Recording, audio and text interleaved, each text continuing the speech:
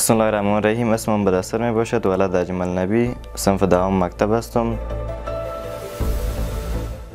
یک امتحان رقابتی بود که بین همصنفی ما بود که بین مضمون اساسات ریاضی، کیمیا، فیزیک بود که امتحان از پیش ما گرفت. نمره ما پوره بود، از همون خاطر به ما یک مدال دادن، مدال طلایی. اما مدالای دیگه هم چون اول نمره شده بودم و یک دانشم در روز معلوم گرفتم به خاطر اخلاق خود. فعلا هم کورس انجینیری ما بار گرفتیم، دانم بخش کار میکنم.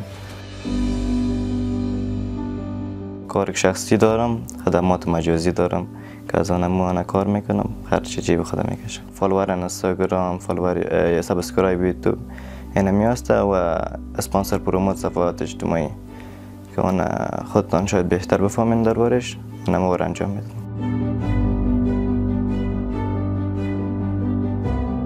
فعلا خب میخوایم زرم درس خوب تلاش کنم، چون این 3 سال که ما هستیم صنف 10 11 12 چون نمراتش در شهادتنامه میرسه و شهادتنامه باید فیصدی خوب داشته باشی به خاطر که در بورسیه کامیاب شی.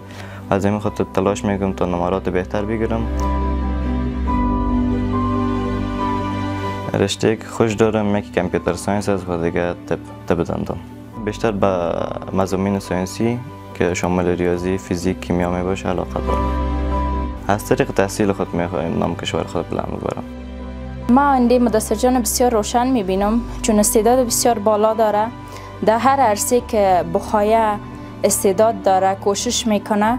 پیام به نوجوانانی است که وقت خود بیهوده تلف نکنن، چون نیستن که از باید کوشش کنن، زحمت بکشن، درس خود بخونن، وقت خود به جا ضایع نکنن تا در آینده به اول زندگی خودشان خوب شه و دوم کشور خود بسازن.